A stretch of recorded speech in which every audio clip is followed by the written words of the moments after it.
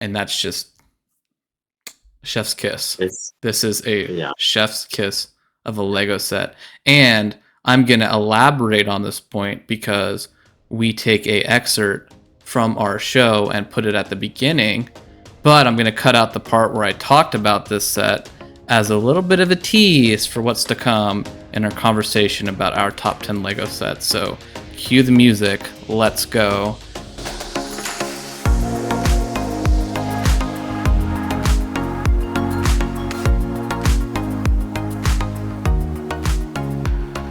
Hello, bricks, chicks, and minifigures. You are listening to another episode of AFOLs Welcome, where we talk about all things Lego from the perspective of two adult collectors. We are your co-host. I'm Grinch. And I'm Wes. And today we are going to be talking about our collective kind of top 10 Lego sets. I brought 5 Lego sets. Wes brought 5 Lego sets that we think are the best Lego sets of all time.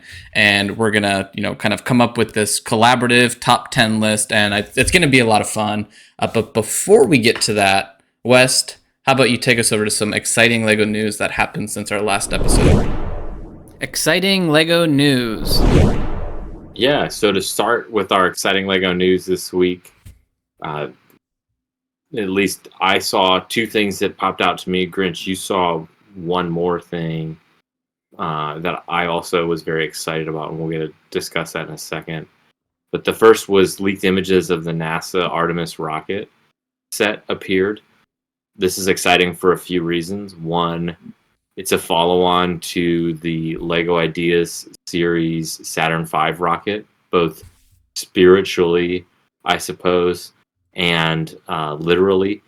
And literally in that it's another large-scale NASA rocket. And if you have not built the Saturn V rocket, the set is massive. And it is a wonderful display piece. It looks absolutely killer. They nailed the rounded body of the spacecraft. It looks really good.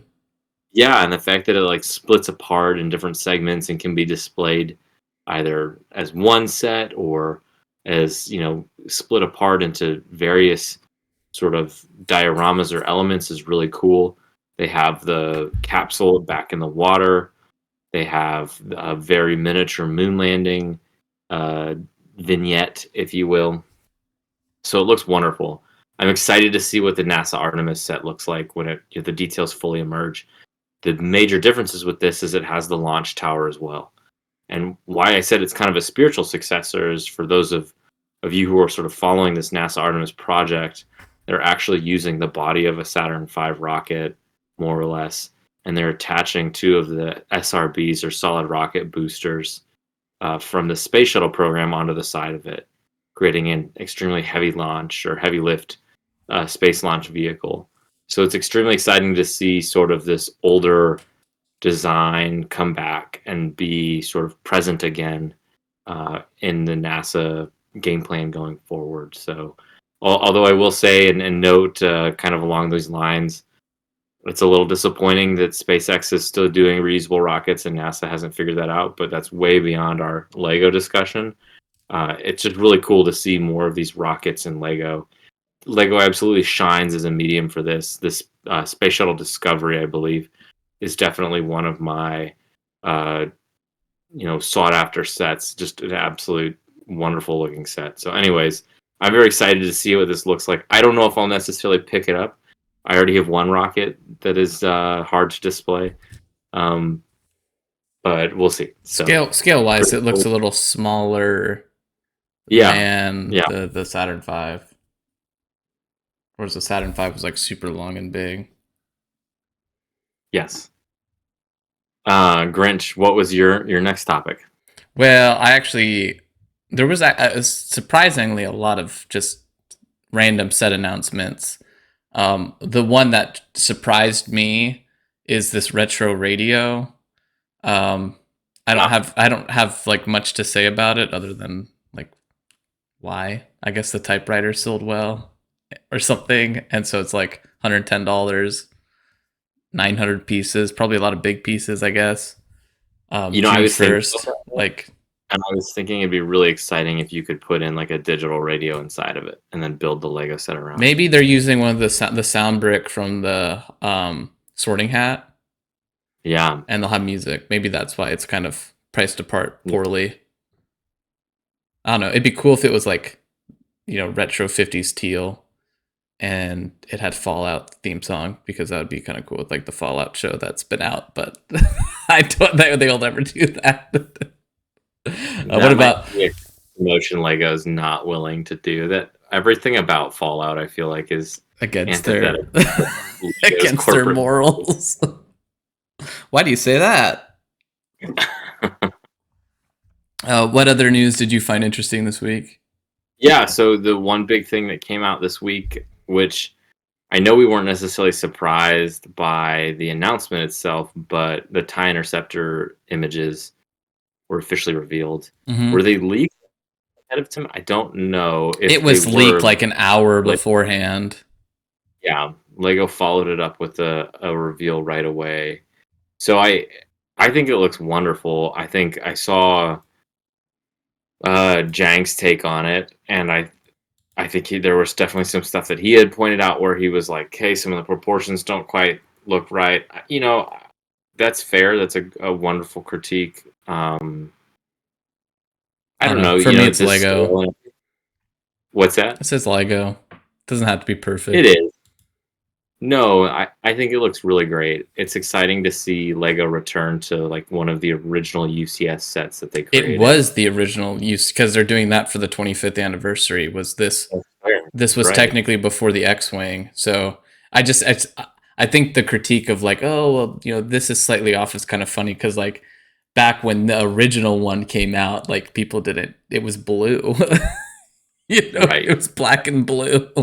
And nobody was like, what is this? Everyone was like, this is amazing. So it's just really funny how like far things have come, of like, you could literally release a color incorrect model. I mean, the X-Wing that came out shortly after it had like green in it. And like, so I just think it's funny that like it's gotten to a point where we're nitpicking things and like calling it a bust because, oh, the proportion's off. Well, inherently the proportion's going to be off because Lego as a system is not designed to be proportional to anything but itself. Right. And so I think there's a lot here to like, though, ultimately. Mm-hmm. I think it looks wonderful model. Crisp. Another set that I wish I picked up was the Von Regs TIE Interceptor from that the Star Wars Resistance series that the cartoon out. That kind of flopped. Yeah, but it was that red one. Yeah. And it was like one of the last, like, just like the Han Solo TIE Fighter, like the last minifigure scale. I know it's not a perfect scale, but probably is about as close as you could get, realistically speaking, compared to like the new stuff that's dropping, which is a little cheaper, but it's just like the new TIE Bomber was great, but what about the Fang Fighter Mandalorian versus TIE Interceptor? I think that one's a little smaller too. Like, I don't think that's a comparison. It'd be curious. Maybe is the Fang Fighter also retired? Is that set retired? No, it's actually, if you buy it on May 1st, you'll get 4 times points. Okay. Well, I was gonna say maybe one of us gets one and the other one gets the other thing. Well, it's a dual. Oh, the UCS one or this one? No, like the red one and the Fang Fighter. But that could be a fun little project. Yeah. But anyway, we'll talk more about that with scale and other things. So, Grant, you had one more exciting piece to talk about? Yeah, last bit of news I had was we just got some additional info on the Jaws set. We've talked about it on here before, but August 3rd is the official release date. We knew it was coming in August. And last time I said that, it might be a little bit of a miss because maybe come out in May, start of the summer season. But we got a price, $160. 1,500 pieces in it. So I imagine with the boat there'll be quite a few large pieces in that too. But really excited for that one. But just a couple more clarifying details we got for it. So that's interesting too, though, that there's a lot of pieces to the set in general. And then obviously, I think we can expect a brick built shark. To what extent or to how built up, I'd be curious to see. Is it going to be the full shark? Is it something like where the back could come off and then you could put it on the ground as if like Jaws is swimming, and he's like submerged? Yeah, I'm curious to Uh, see the scale because is it 150, mini? 1,500 pieces is not a ton. And the reason I say that is because the Avatar, um, oh my gosh, I forget what those whales are called. It was like Telemook or something like that.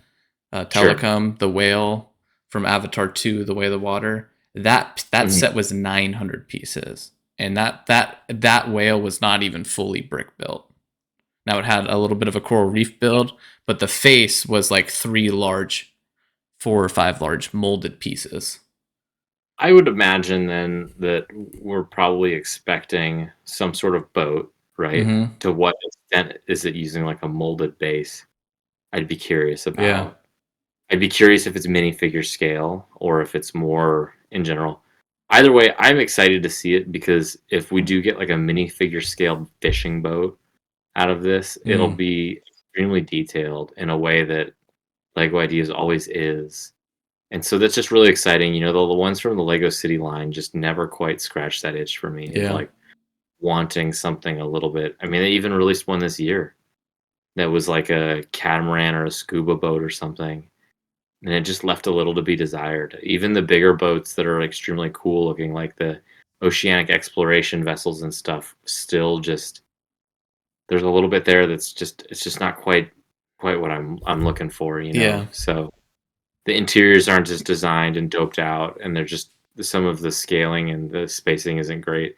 I'm curious to see how the dock is gonna look. The shipping dock this year is gonna look this summer. So I suppose we'll see here shortly what that all looks like. But My anyways, hope is that the Jaws set boat will go relatively well with the fishing store. Probably won't be to the same scale, but it would be sure. really cool. Like if it should have a similar aesthetic, right? They should look like side by side, good probably display pieces there.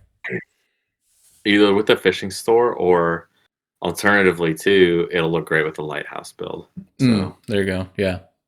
yeah, that'll be a fun one to set up. Kind of more of a seaside vignette. So, Well, that's what but we cool. had for news. We'll go ahead and move over to the main topic. Today's topic. So today we're discussing our top 5, my top 5, Wes's top 5. We made sure we didn't have any overlap. So really this is kind of our collective top 10. We have a couple honorable mentions because of course we did have some overlap because, the top 5 should be relatively similar, or there should be some similar themes here. So we've got a kind of a diverse conversation with a lot of different Lego sets today that we believe kind of collectively could represent, potentially the top 10 Lego sets of all time. So, um, dude, this was hard. That's the first thing I This want was to really say. I Grinch, you and I talked about this a little bit ahead of time, and like I mentioned to you, I'm like, this is in no ascending or descending order. Like I couldn't sit here and rank these. Like I just had to pick 5 sets that I thought were, stood out amongst all of the Lego sets, which is an incredible catalog to look through, especially for us, right? Because like naturally with this list, it's going to be biased towards stuff that was released in the 90s or later. I don't think any of us have. I think there's 1 or 2 sets that are pre 90s. Mm-hmm. Everything else is like late 90s, early 2000s to even extremely modern in comparison. But I think there's good justification for that, right? We're looking at sets that go above and beyond, not just for their specific genre or theme, but just as play sets in general. I mean, that's kind of how I looked at it a little bit, thinking through what are the play features like? Does this elevate the art form of Lego and the design form of Lego in a way that is unique or feels almost monumental or game changing? And I think that from that lens, hopefully this list will make sense. But I'm sure it's not a perfect approach to this process. Well, and I think everybody's list would be different. So super True. curious. Let us know your top 5 in the comments on YouTube, or write us your top 5 list, and we'll share it on the next episode, because you could have gone like more of the personal route. Like for me, Yeah. one of the first Lego set gifts that my now wife ever gave me was the original Sanctum Sanctorum set. So like that set will always be, very near and dear to my heart. Despite not necessarily being an amazing Lego set, it would still be like a top 20 set for me because of the sentimental value. Um, but I didn't include that on this list, for example, because it's, I was trying to take more of a like macro Lego view of sets that like changed the game, or, maybe made you buy a theme that had existed for 10 years already. And then you saw this set and were like, oh crap. All right. Time to go down this rabbit hole. So anything else before we actually get into the list there?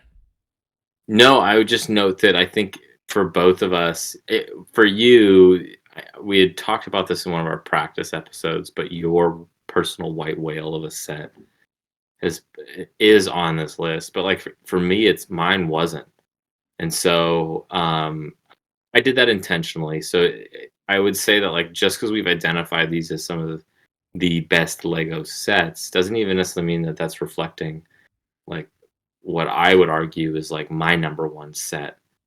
And I think vice versa for you as Yeah. well. So we're certainly kind of along that lines. What I did note was like we do own some of these sets, but we also don't necessarily own all of them either. So TBD on that, buddy. we'll see. This is quite the shopping list. So I think that there's I actually have quite a few of them. I know we do. So there isn't a ton that we don't have, but There's one I'm really eyeing. Yeah. So I think there's definitely some reason why we've picked what we have. So, but let's get into it without further ado. So, Grinch, why don't you? Do you want me to get started? I do want to say it's not technically my white whale anymore because I own it now, and as you know, we got it like 5 years ago. So it's. I guess I have to find a new white whale. Yeah, exactly. That thrills in the chase. So. Yeah. I want you to go ahead and get started with your first honorable mention. So for my first honorable mention, I picked set number 10320, or the El Dorado Fortress. That's the new El Dorado Fortress that was recently released. I picked this set as an honorable mention because, as I sort of alluded to earlier, this set itself is a remake or a re-editioning of a previous set that Lego has made, with connections to a very classic Lego theme, the Pirates theme. So there's definitely a long lineage and history here. The original fortress itself came on a pressed base plate, and so it was a raised base plate that actually had three-dimensional geographic features. And you know what? I hear that. This set is by far superior to the original set. If you put them side by side, I totally understand like maybe a nostalgic thing. But if you look at these like pound per pound, this new El Dorado Fortress does so much more. And it's so cool to see how far Lego has expanded since then, right? So, for example, gone is the simple molded rowboat that they had turned into like a flagship, or like a small little sailboat, and included now is a smaller sailing vessel, to kind of round out the fortress. You have the three-dimensional base plate features have been copied over in actual Lego in a way where it not only elevates the style, but it looks better. I mean, it elevates the style, I suppose, in this case, but it captures the looks and goes beyond just sort of doing enough, if that makes sense. And so it just really looks awesome. It was really exciting to see Lego explore this idea. This is probably one of the couple of sets that we've identified that we think are some of the Lego's top 5 sets Hmm. because of that nostalgic factor that they're tapping into, but they've gone beyond the original piece and they've done something much more with the medium, which is really exciting to see. And I Which, think that's what's absolutely key yeah, here is that it's not like they made a separate Eldorado Fortress or Eldorado Fortress Number Dos. You know, it was a pure and true re-release or re-editioning of it. So I think the um, you put part of the point you're trying to make is that it's not something different. It's literally supposed to be a modern version of that set, which was already, if this didn't exist, you could argue that that set should have been here in the first place. But objectively, the set's just better than that set because it is the modern take, and Lego's come a long way since this was initially, released back in what I think the 80s, right? yeah, yeah, it has, and you really see it in the set itself. But Grinch, what was your honorable mention? So I'm glad you mentioned this one. This is actually one that I have. I have not built yet. I'm waiting to get moved into my new house, and this will be one of the ones that I prioritize building. If for me, I wanted to include it in my top 5, so I'm glad you had it as an honorable mention because it just didn't quite make it for me. But I'm Mhm. glad it deserves to be on this list in some fashion. And just a really lovely set. The boat might be the worst part about it. I think it would have been cool if they maybe just put a little bit more of that boat piece count into the actual set and then maybe done something separately to like elevate it versus just kind of Sure. including it as like to include it. But neither here nor there. Excellent set. For me, the honorable mention that I have because um, didn't want to get flamed in the comments, but no, also I didn't want to do the 90th anniversary remake because we have a lot of those on here. Spoiler alert! But it's the Galaxy Explorer because you just can't. Every Lego fan knows what Classic Space is. Every single one. And I remember watching a couple of like just random interviews, behind the scenes tours of the Lego house, a trip to the Lego vault, and Keld Kirk Christensen, I believe the grandson of the founder of Lego. Um, this was his favorite set, and he himself has said this set is what kind of all modern sets were built based off of because it was one of the first sets that introduced this concept that Lego really really leans into, and that is the idea of being playable. And for him, Mhm. it was kind of a treat watching him kind of go through the set and like I loved this set as a child. I don't think he was a child at the time. He was probably my age at the time, but um, because I think the set came out in what 70 something. But he's walking through every single play feature on the set, and he's like, "Well, this was really cool because you could like open up the back, and like a little buggy would come out, and then they could go on their little adventure, and you'd have the whole team." And like, so for me, this is just one of those sets that like, even if you don't collect Classic Space, you collect Lego, and you know what this set is. It has transcended time, and again, I think like the last conversation we had where there is an objectively better version of this ship out there. The reason I thought that this one, might be more appropriate than its, remake counterpart or re-edition counterpart is because of it introducing a lot of these concepts that, the grandson of the founder of Lego himself mentioned revolutionized Lego as a whole. Yeah. So I think it's interesting that you identified the original set to one that has been re-released, Mm-hmm. and I identified the re-release set. And I will say, I even think the new Galaxy Explorer, which I have not opened up and built Oh, yet. it's so good. I'm very excited to.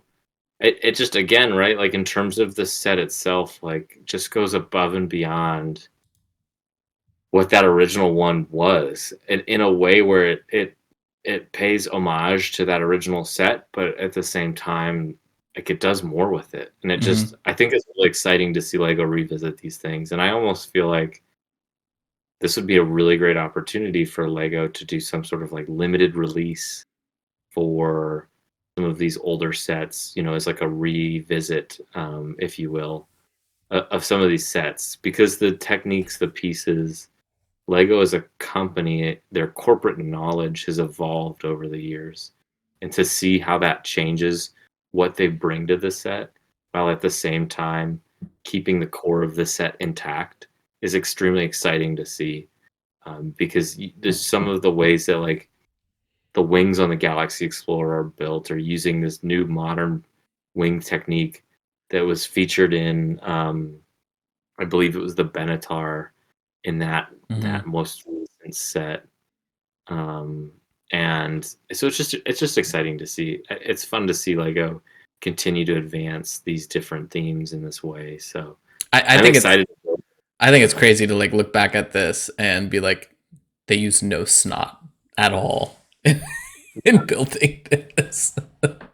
Yeah, absolutely. And I think that's what's fun too. I know you and I have sort of our different takes on this, but like I like the old modulars. I like modifying them with newer pieces that I'm like, I know Lego would have used this piece. They had that piece in stock or in, build like in rotation at this Mm-hmm. time. Because there's new stuff that just hasn't come out yet. And we'll talk about that later in one of the sets that I have identified. But I just think, hey, if you have a chance to use something that you're like, I know they would have done this, use this piece in this place, like it's fun to modify some sets sometimes to see what that looks like. And you can still see sort of the core set is still intact, but it's, like I said, it's just really fun to see them revisit it. So All right, so let's go ahead and move over to the official. This is the official definitive list. It will never change. It's the Magna Carta, if you would. No, no, no. Again, super subjective. Give us your top 5 in the comments. We have no repeats on here, so in some cases, I might have wanted to say a set, and Wes is talking about it, or vice versa. Wes might want to set a set. So we wanted to bring 10 unique sets in total here. So, Wes, why don't you kick us off with your number 5? all right, so the number 5 set on my list was the sets 4558 and 4547, the Lego Metro Liner and Club Car, which is technically 2 separate sets, but I'm including them together for this reason, or for this set number itself. We're also making the list, so we can do whatever we want. So, I really like these sets because I think from a trains perspective, and we had a whole episode on trains. That was, I believe, our second episode. mm-hmm. I just think, well, I made it clear in the Lego Trains episode that my personal favorite set was the Lego Santa Fe, but I think this Metroliner series sets for Lego just really shows off what Lego Trains can. Look at the set itself. You've got two cars or two locomotives in it. You have a passenger car. You have a little bit of a loop. It runs on 9 volts, and it's got a little bit of a platform. It's a classic Lego train, right? But it's also arguably, I really up until this year with the Orient Express, the first full, I suppose the TGV maybe, but one of the first full kind of passenger trains, like nose to tail, if you will, set that is complete, that you don't have to buy extra stuff for, or like, extra cars, or and so it's really cool to see Amtrak branding, or what is sort of strongly suggested to be Amtrak branding on this Lego set. So it's automatically recognizable. Lego hasn't done an Amtrak set since. But they've done And a lot of passenger train sets, so it kind of yes, shows you that this one, really kind of kicked it off, right? absolutely, and still stands out as a extremely desirable and collectible Mm-hmm. set. And if you look at the price for new, right? Twelve The hundred fifty, Yeah, max price from 1500. Brickland. The average price new is about $987. I mean, just extremely, sought after, extremely, like, in terms of where it stands in the Lego community. I think it's one of the, trains that is kind of the, most desirable sets to get. It looks fantastic. And so it's just I think in terms of Lego train, this is probably peak Lego train. And I think it's a really neat set. That's really all I got to say. Grinch, do you have any thoughts on the Metroliner or that series? I think it's interesting that you have a lot of the Santa Fe's, but you picked this one over it. And I'm glad you did, because I would agree, selfishly, I would agree, which is why I'm glad you picked it. Because for me, looking back at like all the trains Lego has done, it's like, this one's really cool. Now, I personally want to get like the Emerald Knight, but this is definitely up there for me in terms of like iconic Lego trains. And they did come out with a ton of passenger trains after this, and it's one that certainly resonates with me, and one that I would love to add to my collection of, and have on display, because of the Amtrak kind of sub license, unofficial Amtrak licensing here. And when I look at this set, it takes me back to being a kid and seeing this set, in the Lego magazine, and just being like, we should build a Lego city and add a train. Like, that's what this makes me think of like the whole like sub hobby of Lego, of like building your own Lego city. And that usually revolves around a train. Now, I'd say nowadays it probably revolves around the modulars, but like back then, back in the day, back in the 90s, like it certainly revolved around getting a passenger train. And this was the passenger train to get. Yeah. And that's why I think it's number one here. It looks so iconic. And just to kind of speak to this, like a lot of these older sets have been revisited. If you go on Rebrickable, there's a lot of different versions. There's a modern version of this made by, I believe, and I hope I'm not mispronouncing it, Oni Nino on Rebrickable has created a modern Metroliner. And if you go to the YouTube channel Battery Powered Bricks, who's a great reference for any Lego train fans, he's rebuilt it, and you can see what it looks like in sort of a modern Lego format. And it just looks so cool. Mm-hmm. It's just incredible to see. So it's really fun to see what people are doing with this. I would love, love, love if Lego came out with a new modern Amtrak train. I think that would just be awesome. So, oh my gosh, that would be incredible. Something, if I'm really thrown out like a wish list here. Dude, Lego Ideas it. Lego Ideas it. No, absolutely. That's probably a fair point. It's just a fantastic branding thing. So anyways. And this also had light up lights on the front of it that ran off the 9-volt track, which was super cool. So and there's a lot to love here. Like with the new sets with the battery powered lights, like they're battery powered, so ultimately they'll wear out. But with these with the 9-volt, like they would never wear out, which is really cool. Which we now know 30 years later they do, because like the 9-volt was it? I think it's the nickel wiring on the track can get a little janky. Yeah. All right. So well, the one thing too with 9-volt that I've been surprised about in terms of like a critique is that the longer your set was, the further. Well, just with resistance, right? Like traveling, the furthest point away, your train would lose power and traction at the same speed. So, anyways. And that's something I didn't know till like as an adult, because we had them as kids, but like never really ran into that issue. But like I made this huge 9-volt layout, and I traded you a bunch of stuff to like take the rights essentially to our 9-volt kid collection. And I went out and bought a lot more 9-volt.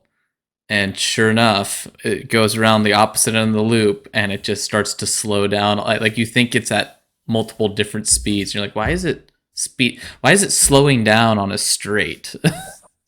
Naturally it's going to slow down on the curve a little bit because like physics, but it shouldn't be slowing down on that straight. And I've tinkering with the 9 volt as an adult has made me appreciate the change to the modern system. I still think it could be better, but I Absolutely. understand, the change now. All right, let's move on. Otherwise, we will be here all night. And for me, it wouldn't be like a top 10 Lego list in my mind without some sort of Star Wars reference. Now, I think West and myself are Star Wars fans. We've been big Star Wars fans our whole life. When it comes to Lego, that was something more that I did, at least as a child, was Lego Star Wars. And then as I became a kind of adult fan of Lego, I really kind of steer cleared of Star Wars a little bit because Um, I just had fond memories as a kid, and I there's just so much Star Wars, so it's like I could collect everything else or I could collect just Star Wars. So I chose everything else. But there are still, even saying that, there's still some that catch my eye. And the one set, and I'm setting this all up because you got to hear me out on it, is the remake of Lego Cloud City. I know. West is having a stroke right now. Set 75222. And the reason I wanted to call this set out is because it was one I think a lot of people were disappointed with when it first came out.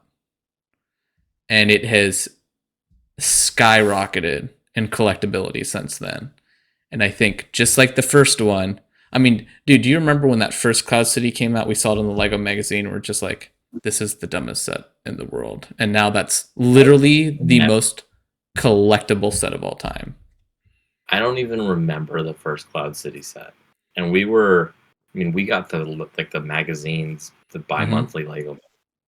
I don't remember that one.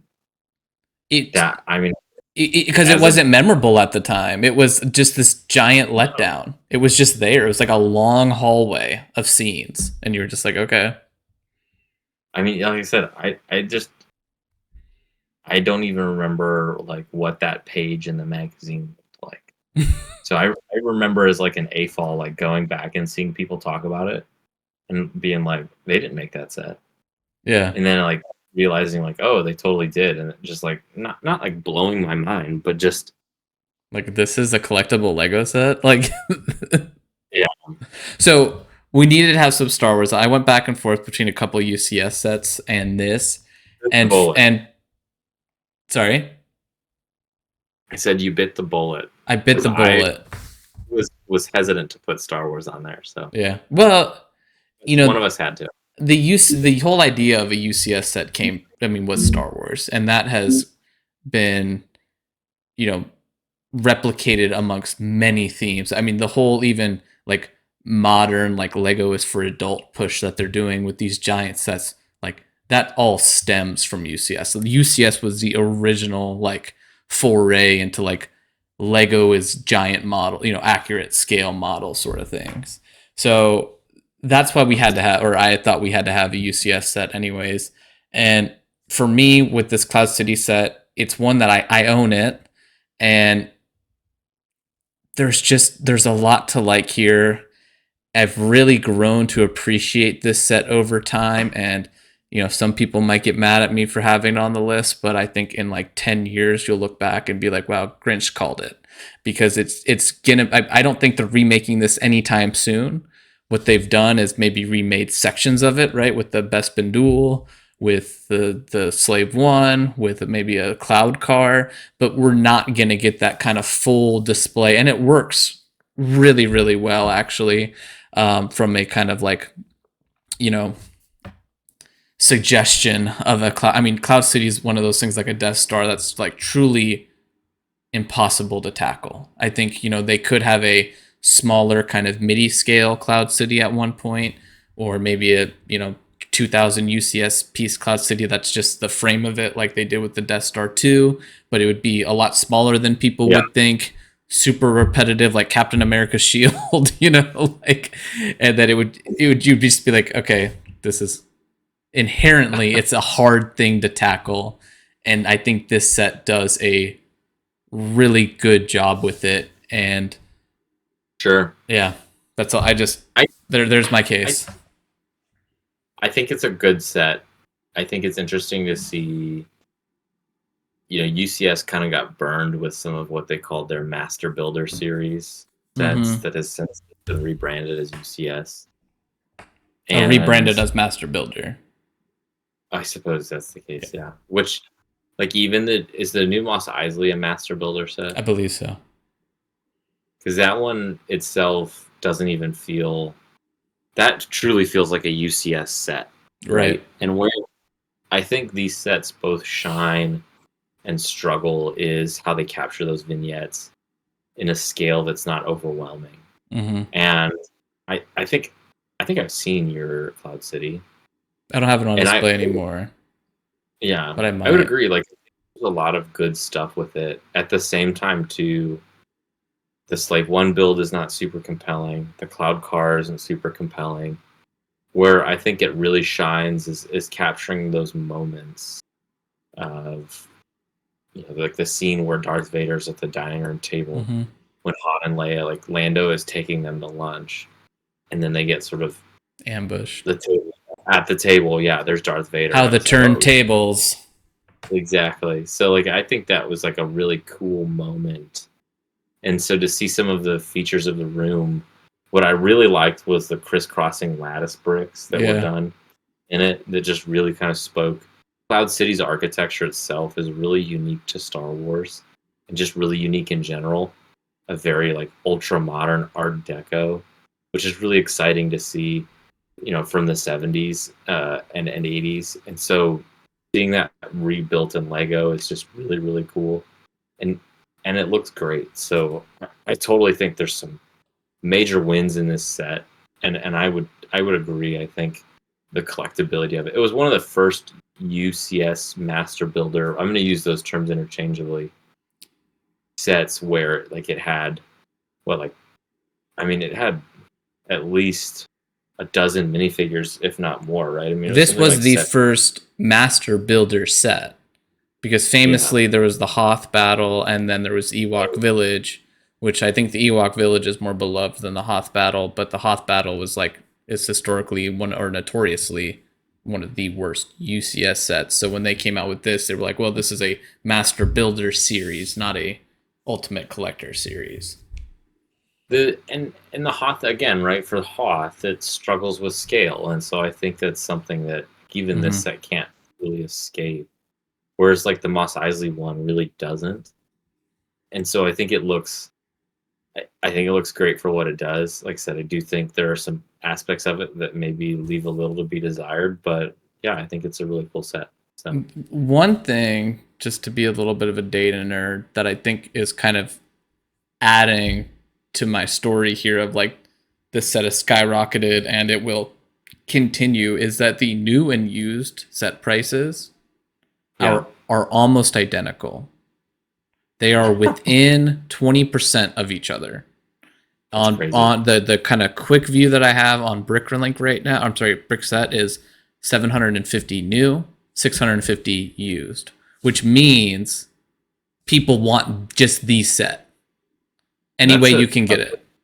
Indicator of Ninjago City is like that, right? It's like we talked about this with Star Wars Episode 1, where it's like, well, Anakin's pod racers got, it's the new set has inflated in value, is 100 times more expensive now than it was, but the used set is literally cheaper in today's dollars than than it was. And so like it's like, well, is it only expensive because it's rare, or is it expensive because it's sought after? In that case, it's expensive because it's sought after, or it's because it's rare. In this case, it's sought after, right? Yeah, I think that's a new maybe value that we could add to some of our data sets of a ratio of used over new, right? Yeah. So that the closer to one it is, the higher I think we could attribute its general like public allure or something to that effect, right? Of like, is the or maybe even scarcity, right? Because arguably this set is so rare that even your used set itself can still fetch a commanding price. Right. And so maybe like a popularity or scarcity figure. And that I think is a really interesting number to represent there. So okay, let's continue that for our next. We're doing well, we'll talk about it at the end of the episode, but I'll bring that into our data tables for next week's episode. Cool. Let's keep pressing. Do you want to go to your number 4? Yep. Yeah, I'll do number 4. So my number 4 set is set 10211, the Grand Emporium. And Grinch, you actually asked me about this set. I was like, are you sure that's the modular you want to talk about? Yeah, and I said, you know what, it is. It represents a lot for me, so I'll break it down really briefly. First, the modular series have been around forever, and I love the modular series. I have now collected everything post-Parisian Restaurant, and then I have the Pet Shop modular as well. And if you look at the modulars over the series or over the years, they've progressed in huge ways, making huge leaps and bounds. And they've come a long way. They look wonderful. I think they're a beloved series of sets. I was reminded this weekend actually of our neighbor who, I believe this was in the early 2000s, moved into a house near us. And he had, prior to the modulars, more or less a modular city in his basement. And it always stuck with me of like, wow, that's so cool that you could do this with Lego. And then Lego creates their modular buildings, and it's more turns out they also didn't have kids, so like now as an adult, I get it. Yes. So that was just really neat to see. And as a series, the modulars, like I said, have come a long way. They're, if you look at a new one versus an old one, some of these old ones look a little long in the tooth, which is why I picked the Grand Emporium as a set. Now, we're going to kind of put the interior aside because the interiors of any of the old modulars cannot compare to what we first saw in the Parisian Restaurant and then kind of going forward. But if you look at the exterior of the Grand Emporium, it still holds up extremely well today. There are some building techniques that are dated. I will say there's pieces that have come out that are newer and better. But looking at that set, if you put that next to the new museum, right? Mm-hmm. I think it still holds up extremely well. And this set was one of the first modulars where you could put 2 of them side by side. You could put 4 of them and create like a city block. Corner, yeah. Right. You could put, adding new floors to this wasn't overly complicated. And in such a way that, I mean, there are other buildings that are very modular. Adding extra floors to buildings isn't impossible. But this was probably the easiest one to build up into a skyscraper if you wanted to. As somebody who literally built this 2 weeks ago, yes. Because and it looks the part. So I downloaded the instructions off of Lego, and I'm like, I know I said I swore off rebuilding my old modulars from scrap parts that I have. But I think this is one I'm actually going to engage with, because even if you look at the part list, I'm going to encourage you to just buy it used, because it's very it's not very collectible in terms of modulars. Yeah. Well, maybe that's what I do. Brick set says $350. Yeah. And if you're brick linking individual pieces, you're going to spend $50 in just shipping from all the sellers. So you might as well just do it all in one swoop. Yeah, we'll see. I certainly have a wish list right now of stuff I need to purchase. It always gets bigger. I know, unfortunately. And this top 5 doesn't help. So, Grinch, what are your thoughts on Grand Emporium? I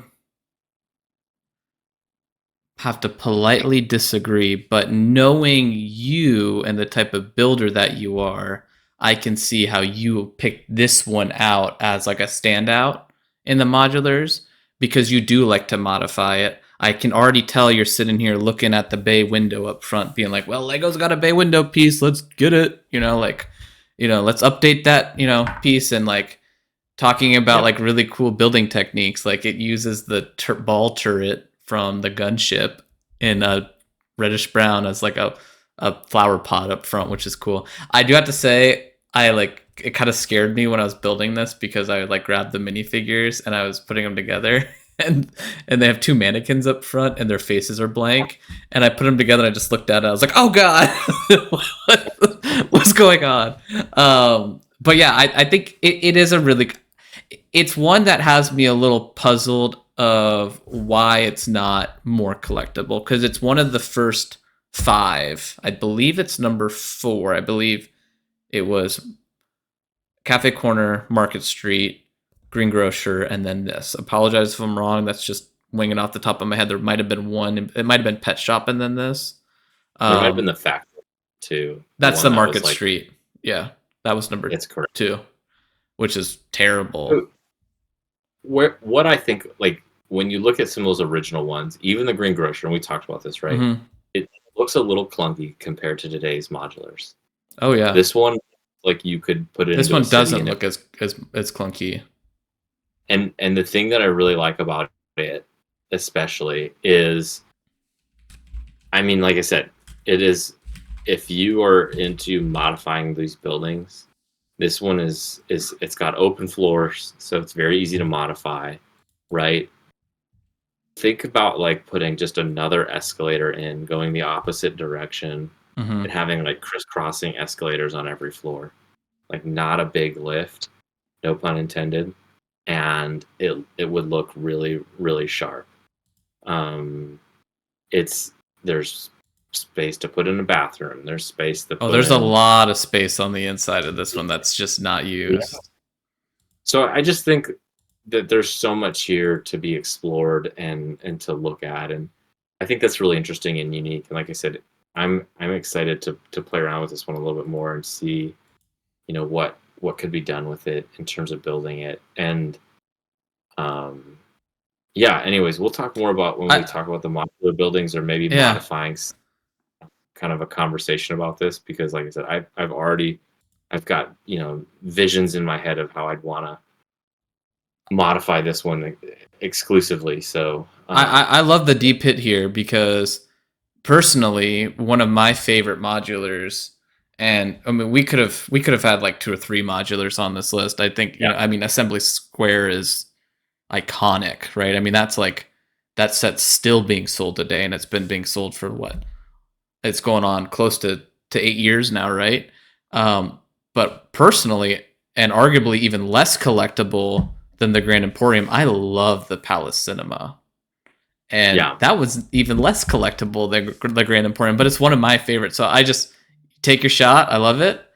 And a good call here to kind of represent modulars on this list. I think it's kind of an insert your own preference of modular here, of like, this couldn't be a list without talking about some sort of modular.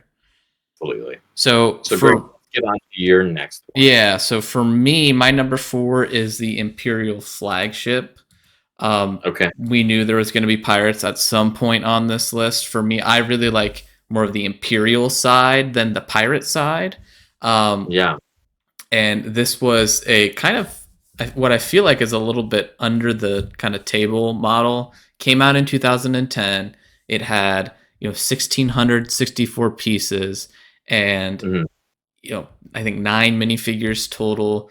Really cool sales. There's a lot to love here. I love the beige and blue accent colors on it. I really like pirate ships and Legos. This is a set that I do not have on the list, and one that I'm like, you know, not checking my phone intentionally right now because I might accidentally buy it one of these days. But I got to move in this house, and like this is like going on the list, because this is just a really awesome set. The sails are built up in a way that kind of give it a little bit of more grand scale. And I think the thing that I really like about it is how built up the boat hull is itself. I spent a lot of money buying the Pirates of the Caribbean Black Pearl on the secondary market. I do not have buyer's remorse. I really like the set, but I have to say I was slightly disappointed in actually building it. And it might have been because I bought it years after it came out and had to spend 4 times the amount on the set. But I just remember being like, oh, I'm done. And then I went and I built the Silent Mary. And it was a different scale of a ship. And I actually enjoyed that build way better despite being a less iconic ship. And for me, this is a really happy medium of just a ship that is historical. I love historical sets. Is really built up in a way that like you look at it on display and are like, this is a pretty Lego set. And yeah, I love it. So I think the moral or kind of the takeaway for this entire episode really is Lego, we want more trains, and Lego, we want more boats. Bingo. So let's get this There's going. there's another there's another takeaway I have, but I don't want to spoil anything because it was Fair. really eye opening to me actually. But I'll do it as a closing thought. Yeah. Alrighty, let's press to the next one. I have nothing to add other than like it's a really cool looking boat. I think it has to be the best boat. Or yeah, I think. Well, we'll see. I mean, I think we kind of, I think, yeah. I mean, it's gigantic, so it's one of the largest. Now, and I'm leaning towards as somebody who likes Imperial more than Pirates because you can make, and I think you'll make an argument later that's maybe leaning more towards the pirate part of the theme. But sure. I personally really like the Imperial side because I like the historical soldiers. Yeah. No, I agree. And it's really cool. And again, going back to our conversation with like the Eldorado Fortress, right? That's where the Eldorado Fortress really shines is re-looking at some of those older Imperial figures. So I think that's really fun to kind of play with and revisit as a theme. So well, let's go to number 3, West. What's your third? All right, for number 3, Lion's Knight Castle. Now, to be honest, amen, brother. This is going to be controversial. This set is actually not one of my favorite sets. But again, this isn't necessarily our most favorite sets. This is top Lego sets. And so this is why I think this is a top Lego set.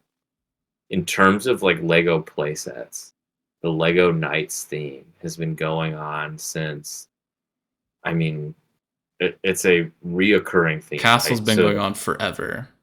The first Lego play sets that stands out to me is the yellow Lego castle.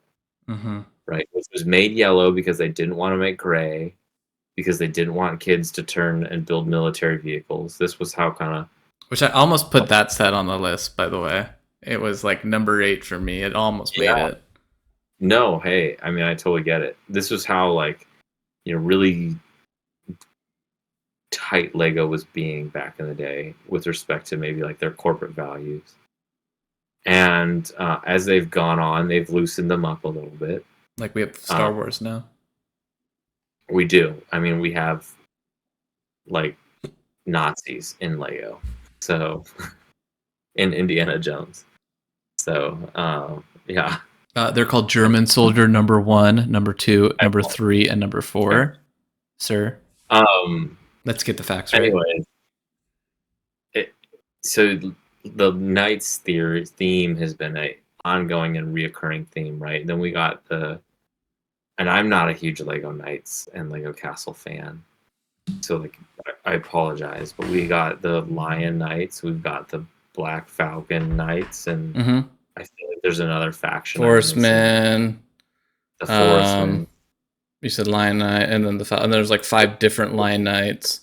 In faction. Yep. Yes. So I just think, again, going back to what we talked about with Eldorado Fortress, take a set that takes one of Lego's original themes, not only revisits it, but makes it better than what it was, and its own is an incredible playset, and that's the Lion's Knight Castle. The thing that I love about this is it's the opposite of Eldorado in my mind, because this does not represent a single castle. And I was really annoyed when they first did the poll to like determine what set they were going to build for the 90th anniversary, because they had Bionicle, and actually Bionicle ended up winning, but then they repolled because they had all of the individual castle themes, which are like literally a third of the options you could vote for were castle. So it Yeah. split. It's like if you had a Bionicle fan, it was you voted Bionicle. If you had a Castle fan, it was like, well, which one of the 20 Castle themes did you vote for? Because you only had one vote. So it was by far the majority of people voted for something Castle. And what they did with this set was kind of make this homage to not just one Castle set like they did with Eldorado. They made it to multiple Castle sets. They even referenced the Yellow Castle in this set. So this is for me anyways is a perfect example of them taking their old theme and then elevating it to a new height that it never reached. I mean, it arguably reached a very high height, but they took it even further in my mind with this set, in a way where they've got the wizard referenced, right? They've got the forestman referenced, and they've got a little forestman hideout reference in there too. I mean, there's a couple of just sub castle themes within this, and I love this set. And it was an amazing building experience too. When you look at the totality of like everything Lego has done, it just stands out as a modern, like, just heavy hitter. I think I've used that term a little bit already on this episode, so I'm going to try to avoid that a little later. But what I will highlight with Lions Night Castle that I think is really cool, and this is the same thing with the Eldorado series, right? With the pirates and the Imperial kind of fortress. Lions Night Castle was the first one, and then what did we just get released a few weeks ago? We got the Medieval Market Square, right? I was thinking about the original one on the list. Yeah, which is itself a re-release of a kind of independent set, not necessarily related to Lego Castle theme.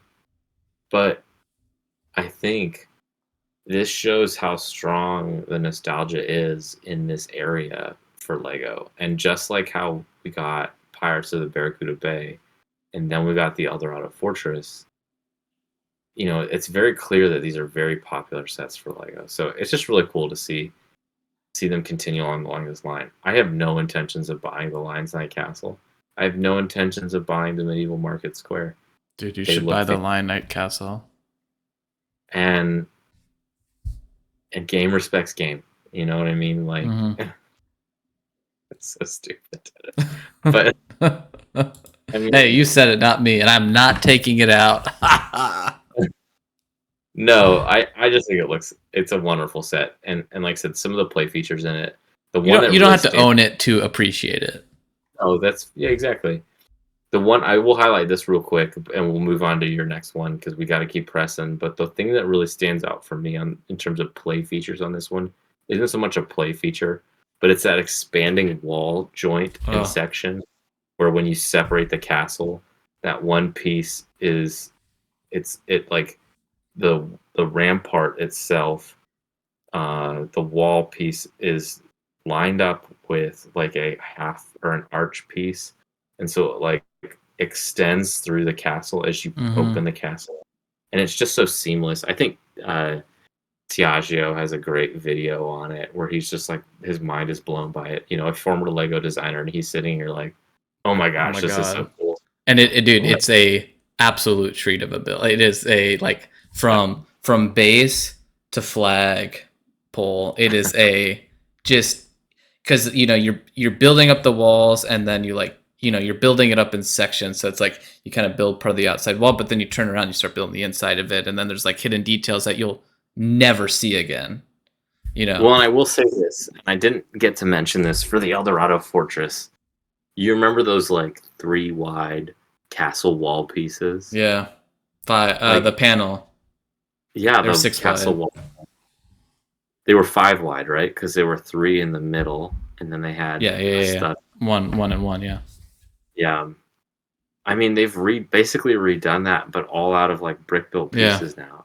It looks so good. I mean, I forget the technical term for it, but the area where they're like shooting arrows out of the castle. Arrow slit? I don't know if that's the technical term. I think it is. I'm just gonna go with it's called an arrow slit. Okay, that's it.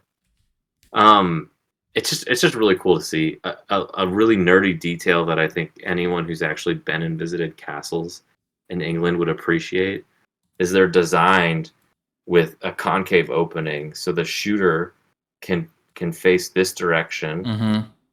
against You have the more of area. a sight line than the person that just has the Yep. little, yeah. Yep. So they can kind of shift at an angle, whereas the person, the area that their exposure is really minimal. Yeah. And so that's like a really cool detail that like Lego was able to actually, with the cheese wedge slopes, represent and rebuild. Which And just is like a really like fourth grade geometry now. Like back then, this was like advanced physics, like just the idea of angles like that, right?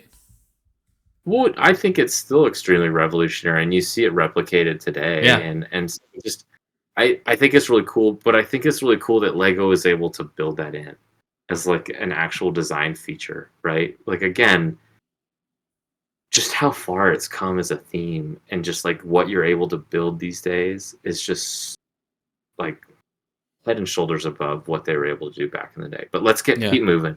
Grinch, what's your So next you one? mentioned my former white whale. Now this one is one of, I think, there's a lot of big fans of this set in the community, as far as doing anything revolutionary outside of being part of a theme that Lego will not touch with a 10-foot pole probably ever. And we talked about that in our practice We did a episode. practice episode on it, yeah, which maybe we'll release one of these days. Yeah. If you But- want us to release a practice episode, leave us a 5-star review and write that in the And comments. like the video. Please. Thank you. And that's for Lego Rado. And this is, the set that I just stared at in the catalog as a kid, and just like true definition of a white whale, but just a set you could never get. And you finally get it as an adult when you have your own disposable income, sorry. And just the very definition of a playset, through and through. It's got some flaws.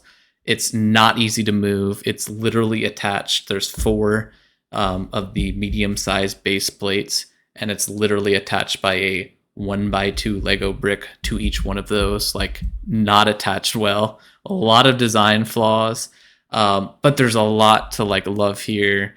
I love the Western theme in general, and I just don't think we'll ever get anything like this from Lego again. And for me, it really kind of stands as a kind of just historical Lego piece at this point. We'll get space stuff again. We'll get castle stuff again. We're not going to get this whole like cowboys versus Native American sub theme. And we could maybe get a Western theme, but it would probably look drastically different. Fair. I will correct you that it was not Cowboys versus Indians. It was not, and we did talk about that. We did. But for lack of, it was a suggestion, right? Yeah. Can confirm extremely fragile of a set, but it is absolutely wonderful. This was also one that I had my eye on. I loved this. Looking at this one in the catalog, some great play features, not only in this set but in the entire genre as well. Mm-hmm. Right? Like I can't necessarily back this up with fact, but I feel like this set stands out, or this series stands out, this theme, as one of the first ones where Lego really introduced a ton of these type of play features into it. The dropping floors, the rolling boulders, the mine carts, the explosion, in just a way that was really unique and cool and fun, and definitely opened you up to play in a way that sometimes, apologies for the yawn, Lego sets don't always do, right? They're very good at it sometimes, and then sometimes they're a little bland. And this was definitely a series that brought all of what it had to the table. This set was a play feature. Yeah. Just in general. And it was just and the best thing I think about it is like it's a total fort. It's humongous on display. In fact, I'm designing new display cabinets, and I needed to make them a certain depth just to fit this set. Um, and it's surprisingly though not a ton of pieces. It less than 700 pieces to Yeah. be literally one of my biggest surface area display pieces. It's certainly not the tallest, certainly not the widest, but in terms of covered surface area, this is the biggest piece that I have. Yeah. Just a huge Lego set. Well, I have the Falcon, and that's that too. But anyways, awesome All set. right. You're right. If we move on, Go right ahead, sir. do it. I'll be brief with this one. I highlighted for my next set the Old Fishing Store set 21310. I also don't own this one. It honestly isn't even one that I necessarily want to buy. I am kicking myself that I didn't, but it is so expensive these days to go purchase and pick up. And again, I've talked, I think, a little bit about my trials of rebuilding old modulars using Bricklink and how Mm-hmm. expensive that was. If not, we can talk about that in our modulars episode. But this one stands out for me. What I wanted to highlight when I was creating this series is I wanted to pick something from the Lego Ideas theme. And I was trying to rack my brain of like, well, what's the one Lego Ideas set that like stands out as just like the Lego Ideas set? And I was thinking of like some of the original Kuso sets Mm-hmm. that came out, but none of those really grabbed my attention. And then I came to the Old Fishing Store. And so why I highlighted this one as a top 5 Lego set in my mind, or as part of our collective top 10, was it comes from this really incredible theme within Lego, right? Which is that regular people like you and me, Grinch, you've actually suggested a few Lego Ideas sets. I have not yet. There's Got one more always in the time. works. Um, it's this really cool idea, right? Where like we get to suggest a set.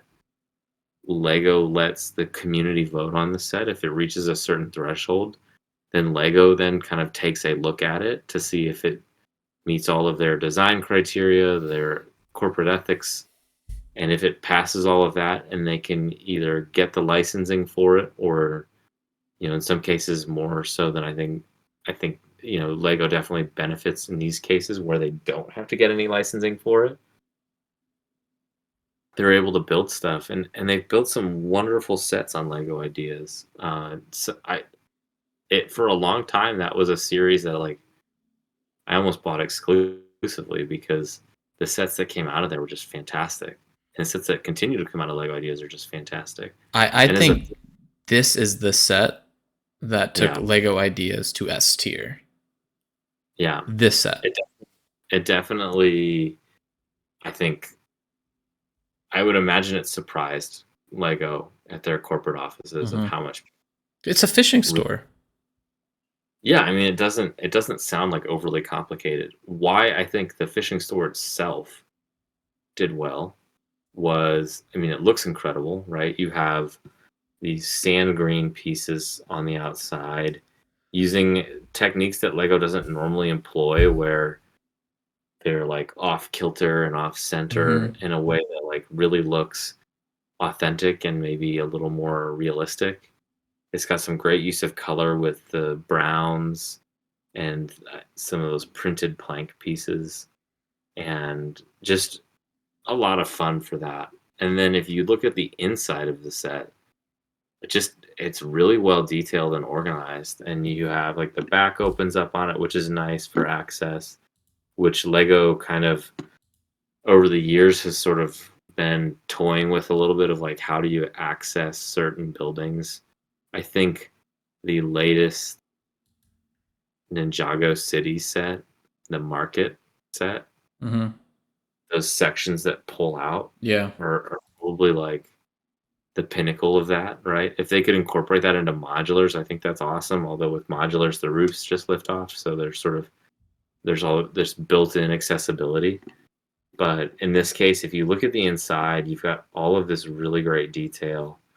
There's the cash register, there's the scuba equipment sitting there. There's kind of like multiple levels, and like I said, it looks so fantastic. And so it tells a story all on its own, and it's very clear what's going on. It's got some great figures and great pieces in it, and I love it's the just a really dynamite. fun looking It's build. Yeah, it's so random. boy, for fishing.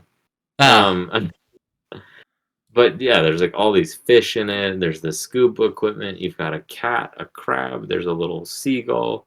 There's just so much fun details in this set. I think it looks fantastic. So yeah, Lego I for the win. truly think this is the set that kind of propelled Lego ideas to stardom in a lot of ways. Of like, it was, before it was just kind of like this random side set of like a car or a exosuit, and then like I think this was, from a collector's perspective, like a set that a lot of people got really excited about, and one that I was kind of surprised about people getting excited about. Yeah, but you see people's like modular cities these days, and the old fishing stores is generally a staple in all of them. So it's really exciting to see that set itself and what people have done with it. So So for my number two set, I yeah, have a Ninjago City, and holy crap, there's a lot to love here. I almost put the gardens over this because I think from a build perspective, that set did everything that this set did, and figured out a way to kind of elevate it, because there's a lot of like really cool kind of, you know techniques with like that bonsai tree that's in it, like building out of the building more. I For me, that set and this set are 1A 1B. It just depends on my mood that day. But ultimately for this list, I decided that the city is the iconic part, and if you had to have one of the four modulars within this series, it's Ninjago City. Like, this is the base. This is the start. In a way that, like, if you have the modulars, you have whichever ones you want. But like, this is Ninjago City. And they yeah, other ones all add to this in a way that, like, this is your base. And love the set. There's just so many details. Probably the best Lego building experience, as far as a set that has damn near 5,000 pieces, but does not feel like it, because it's not like the Eiffel Tower where it's just a grand scale set and you're building the mhm, same darn thing 50 million times. Everything is different. You never get bored. In fact, the most boring part of this set is the very beginning, when you're just laying the base. And that's not even boring, because you're like, well, why am I leaving this open? Why am I putting this here? What is this random brown piece going to do? Oh my gosh, they just used paint trays as lily pads and recolored them as green. I mean, there's just so much to love here. This is the definition of nice part usage. And then on top of that, they found a way to tie all these tiny Lego references into it that you can kind of customize your display experience with, via the posters throughout. So they've got the interchangeable posters on there, and there's, I think, 4 or 5 options, and a couple of the options are just Ninjago specific, but then there's, the brick separator call out. There's a couple of just different random Lego references within it, and every even every building within here, every shop is different. A lot of cool techniques. One of my another really good playable technique here, where you can take a crab and you flip the grill, and it goes from an orange crab to a tan crab to represent it being steamed. I mean, just like mhm. really cool, like, just fun touches throughout. This the sushi train This too. has the sushi train up top, yeah. Yeah. Yep. And I don't Okay. collect Ninjago, but this set I built and single-handedly made me watch the Ninjago movie. Just a really cool set. I think I remember you sending me Jang's review of this set, and you're like, "You just have to watch his I was review." like, I was And like, it's like an hour, dude, but just sit through it. I was all about it. And I agree. This set is wonderful. The whole series, I'm always excited when they release new Ninjago City sets because they really are taking this like parts usage, this art form of Lego, and elevating it in ways they just don't do. It's like it's almost as if because it's their own theme that there's like nothing holding them back. It feels Hmm. like really shines in what they produce. And so it's really cool to see that. And I think it's really fun. I think all of the sets are great. The one thing that has always stood out to me that I love is the design for the water. Is Yeah. so unique and so special. It's been emulated a few times since. I've tried to emulate it myself and some of the builds that I build here. I put a creek running through my um, Lego treehouse set, and it's difficult to emulate without like all of the correct pieces.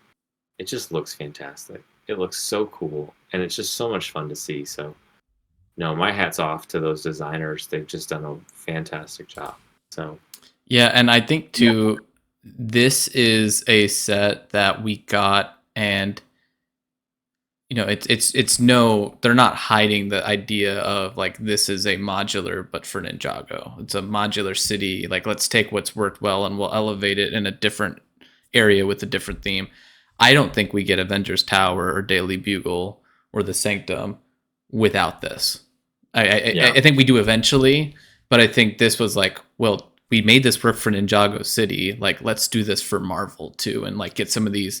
Like, let's put them as because people didn't just take this as Ninjago City. They made like a Chinatown, even though Ninjago is kind of more Japanese based. But they made a quote unquote like Japanese town in their Lego city, right? They carved out an area for this and added it as its own kind of separate thing. So like it transcends the theme that it is representing, which is Ninjago, in a way that people who don't collect Ninjago, like myself, went out of their way to buy. yeah. No, that's very fair, and I think it, like I said, it just reaches a larger audience in a way that not all of the rest of the Ninjago sets do. The only complaint I have about the entire series is where's the bathrooms? There's like no bathrooms in this Ninjago city. Dude, there is Uh, in the markets, there's a flushable toilet.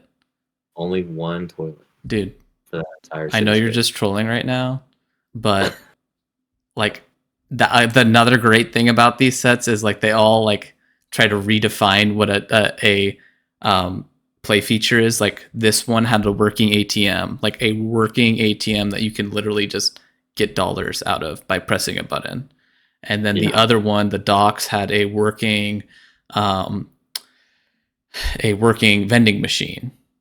yeah, And then the newest one has the flushable toilet. Like it literally, and the crazy thing about it is like you're building, like you're literally laying down like Lego pipe as you're building this thing up, because it flushes on like the top right part of it and like goes down to like the opposite side, and that's where the piece comes out, which is yeah. like just like so cool.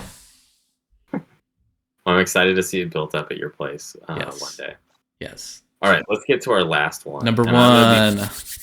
with this. It is our number one choice. Again, when we ranked these aren't necessarily in any order particularly.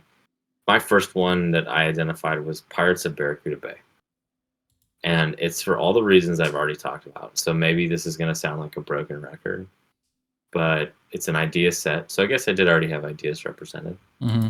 Um, but it's an idea set that has really transcended itself, has taken an original Lego theme, revisited it, but itself as a set just is so mind blowing what you can do with it. And I thought the idea of like a pirate fortress itself was kind of interesting and novel to an extent. But then when you see the original Lego ideas submission, it looks great. And then when you see what Lego did, and then how you can take that and then just like create a pirate ship with it too, just speaks to almost that old school idea with Legos of like alternate builds. Yeah. But what's so cool about this is like there's an alternate build built right in. And it's like, here you go. You wanted to build a pirate ship, so like here's all the pieces for it. And in terms of pirate ships, it's incredible looking. I mean, the hull is great. It's got the great, base plates that Lego's made, those boat base plates that are fantastic. But then it actually curves back inwards like a boat actually would. And it looks fantastic. It looks so cool. And I continue to kick myself for not picking this up when it I was. just did.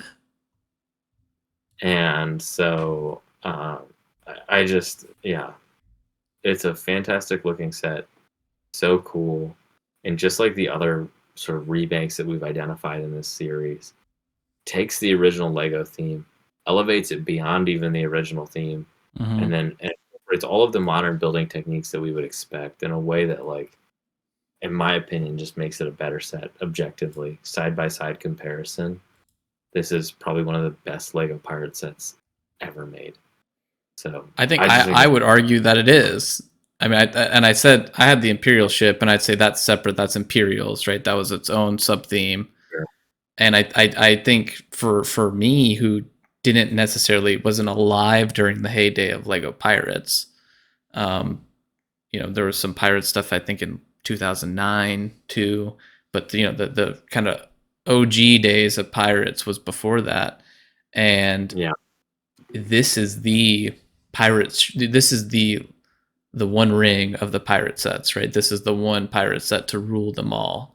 And it's a yeah, theme that Lego hasn't touched in a while, right? It would, so it'd be like if they kind of came out with the updated Lego Rado. They just really haven't done a lot with pirates. I think, maybe the pop culture zeitgeist is kind of pirates have kind of fallen out of it.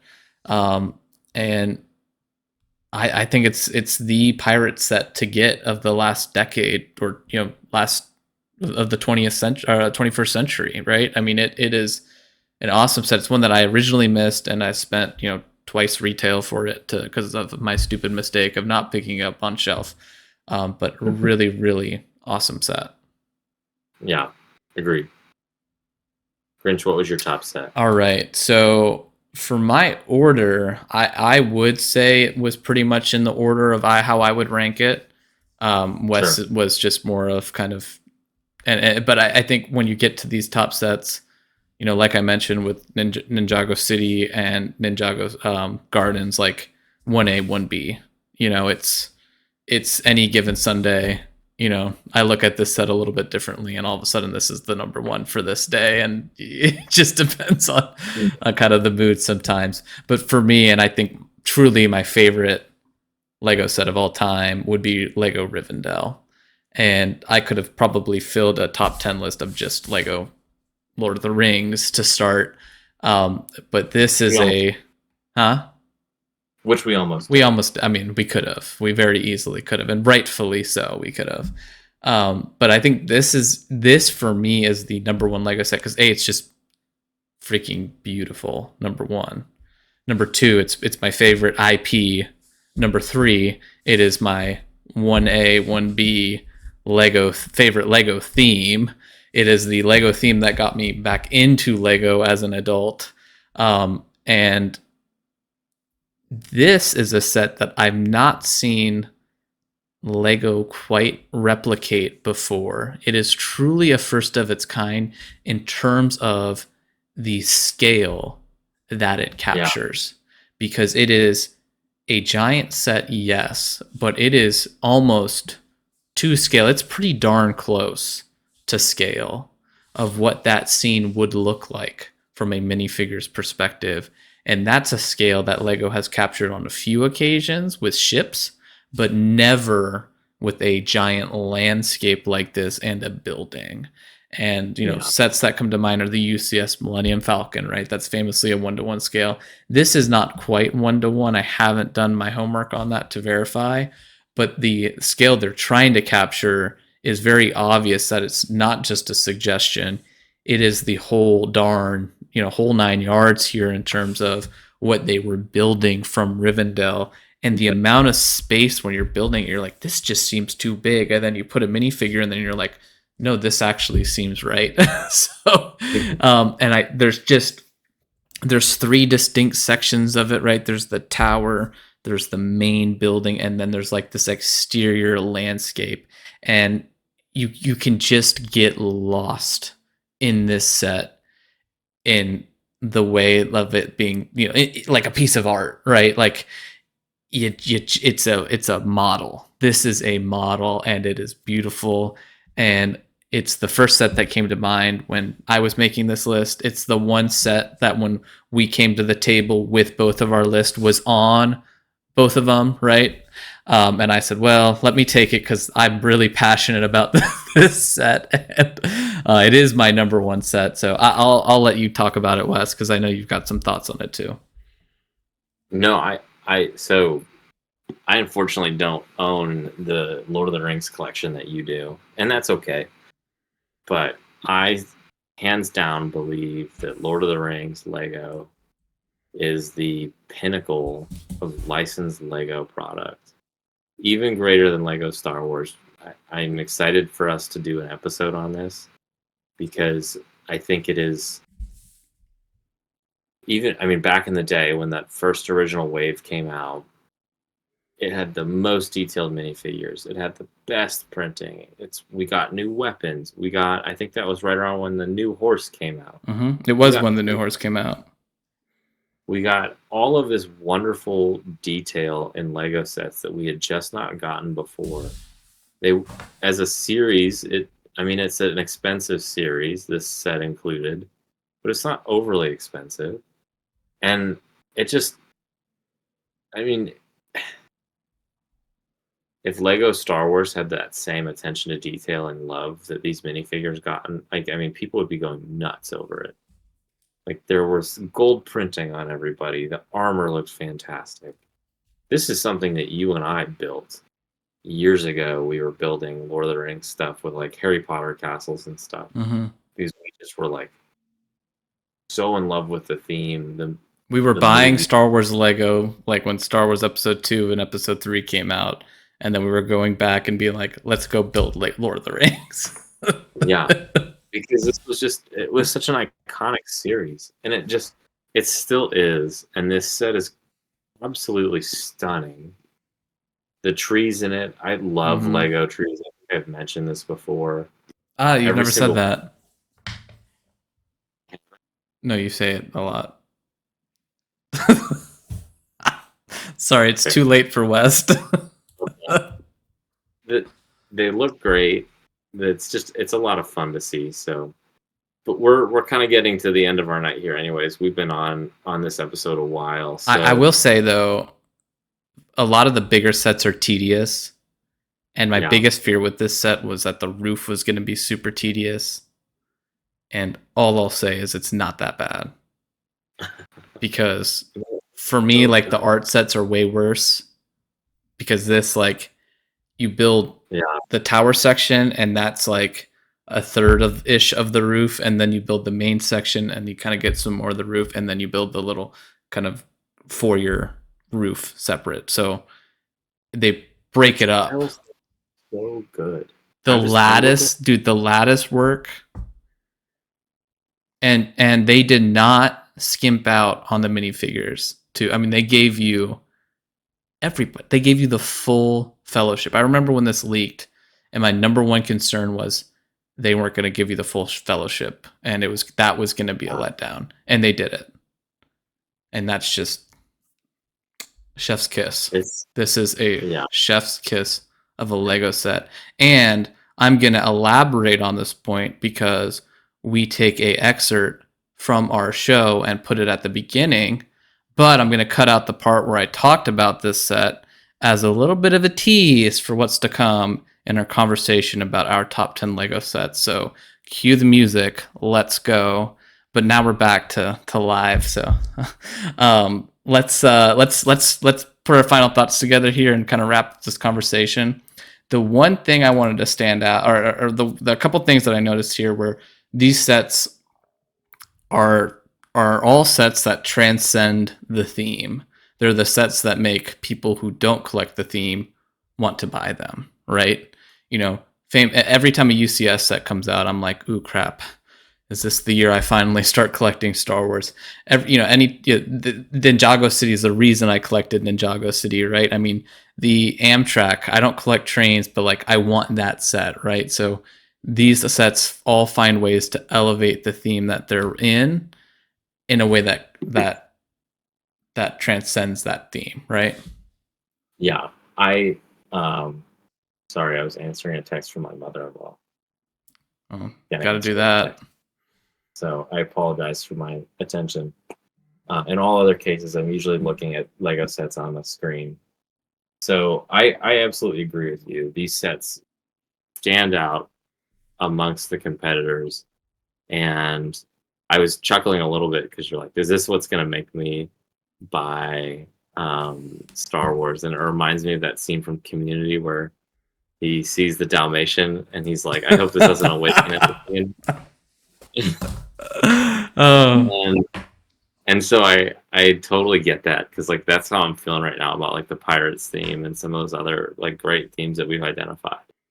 These sets on their own just I think in their individual themes are some of the best sets in those themes.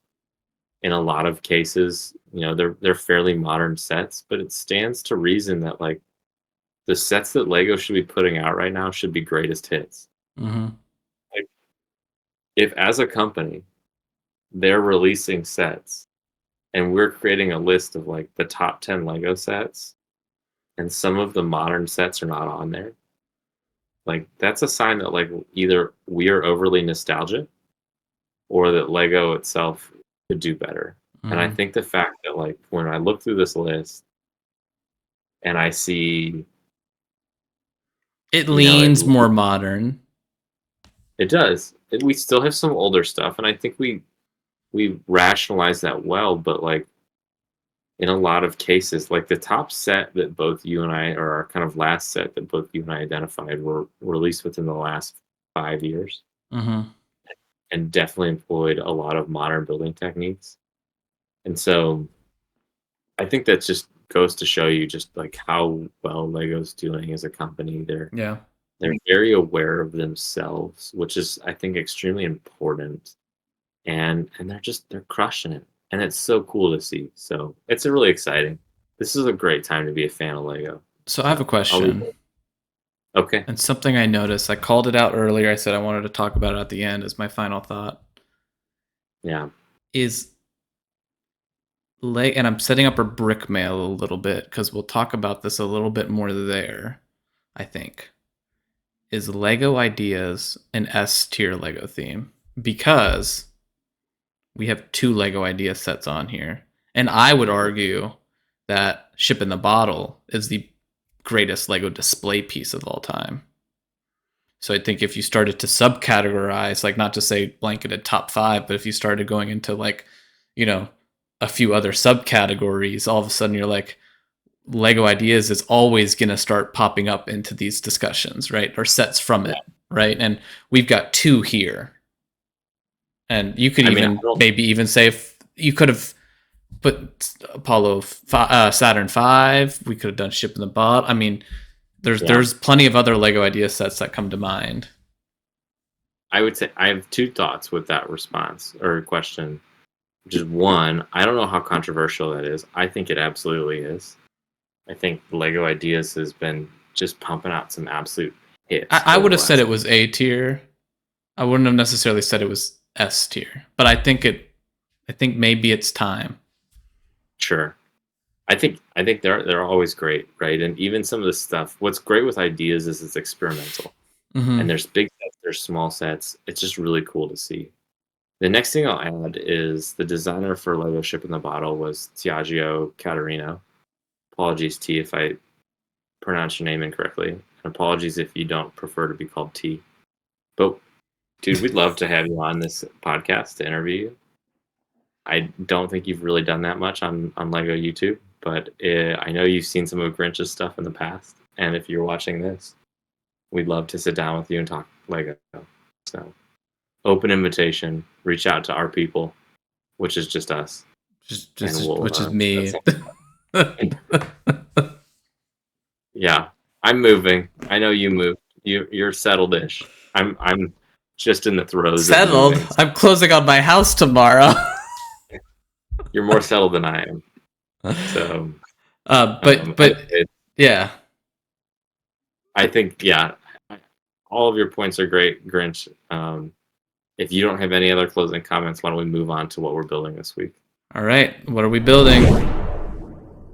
What are we building? What'd you Grinch, build, what are you Wes? building? What did I build? I gotta go first because I think I know the answer for you, sir.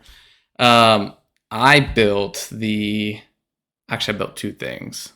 I built Ooh, the Tantive 4 MIDI scale because talking okay. about the is this gonna, you know, Awaken something. awaken anything in me? Those ships absolutely did. So I'm officially collecting the MIDI scale Star Wars ships as well as the dioramas because I went Baby. on eBay yesterday and because you told me there was 4 times points and I thought that was this weekend, so I started looking at stuff. I'm like, well, I want this one. I was like, oh wait, that's not till next weekend or 2 weekends. So Yeah. I was like, well, now I gotta go buy something. So I bought the dioramas, the ones that came out and are retired. I got all those, so they're on their way. But I built the Tantive 4 set.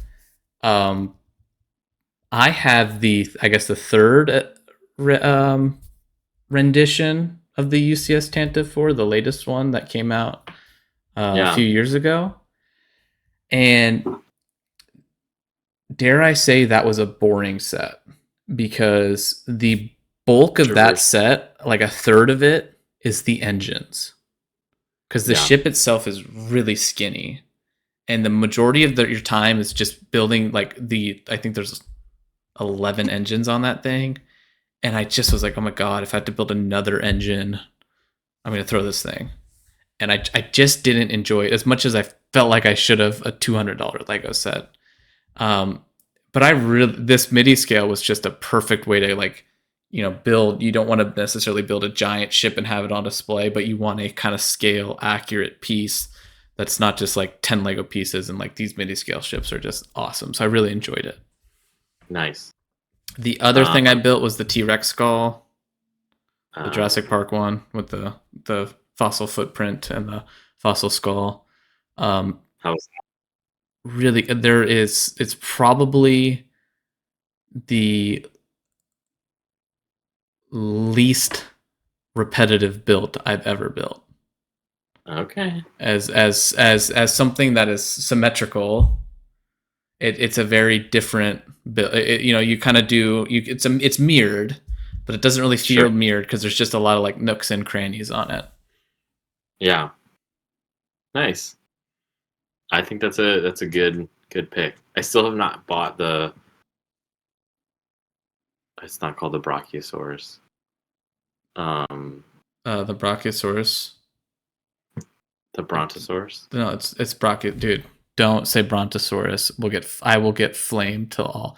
Although that's like my most successful video, so I think all the comments of people being like, "It's a Brachiosaurus, sir," really helped with the algorithm. So actually, it's the Brontosaurus Discovery. Why don't we call it the Long Neck Discovery? Little Land Before Times reference there. Dude, that might be a Lego Ideas project I'm working on. Yeah. I still need to buy that. I still have not completed the Porsche. I said I was going to. Haven't.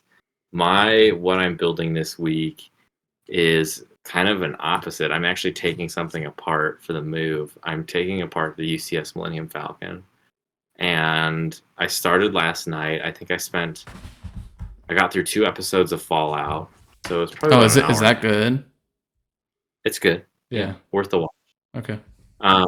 We are not sponsored by Amazon Prime. And Jeff Bezos piece collab.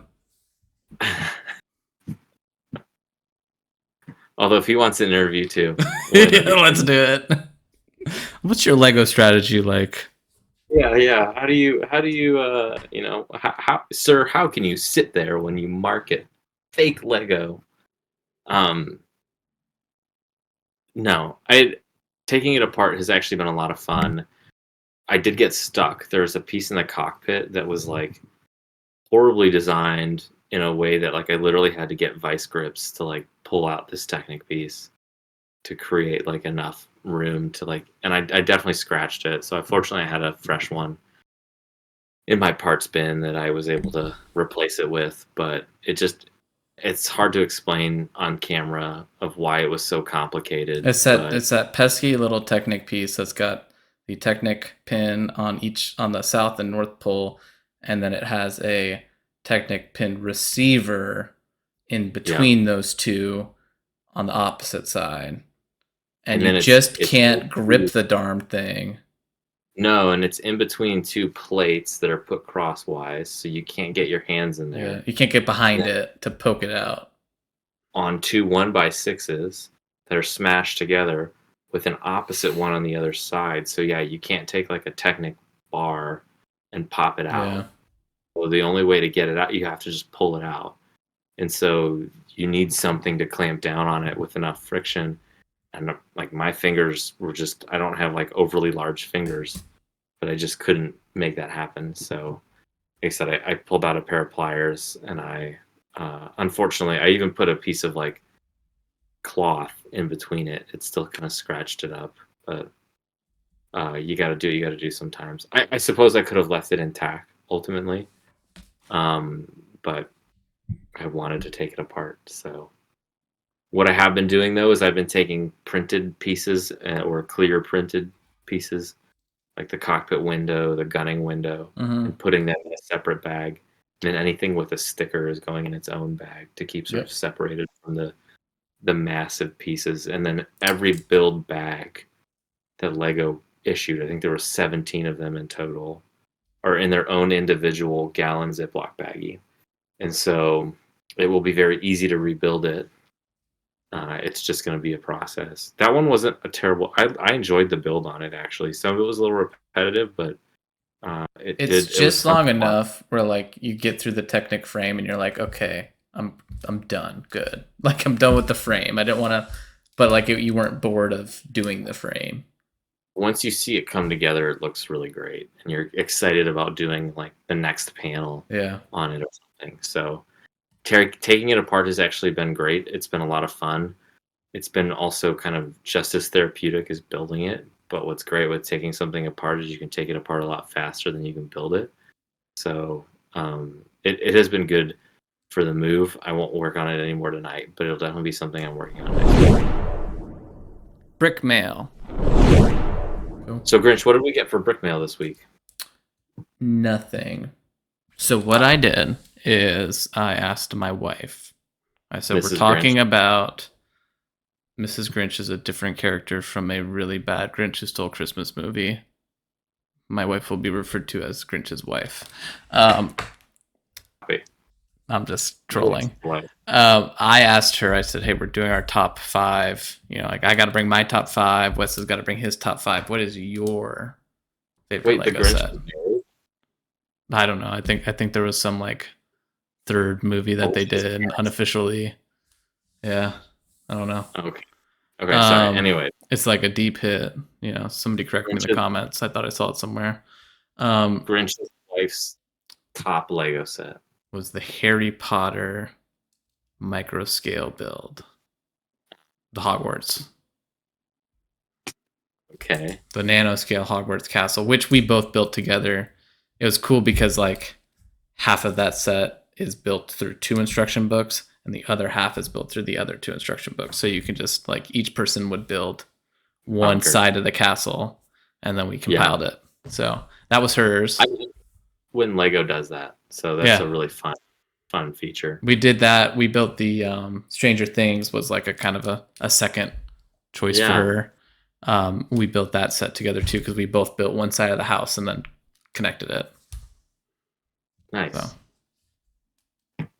So that's that was the brick mail from Grinch's wife, and I think your wife's favorite set is the Lego Friends set, which is another Lego Ideas set. Let me ask her, and on our next episode, I'll share that for brick mail. There you go. Okay. In addition to the comments that we've received from our episode this week. So that's a wrap of another episode of AFOLs Welcome. If you enjoyed this podcast, please subscribe and leave us a review on Spotify, Apple Podcasts, YouTube, or wherever you're listening to this show. If you would like to write the podcast, please email us at afolswelcome@gmail.com or follow us on Instagram at AFOLs Welcome. Thanks for listening, and we will catch you on the next one.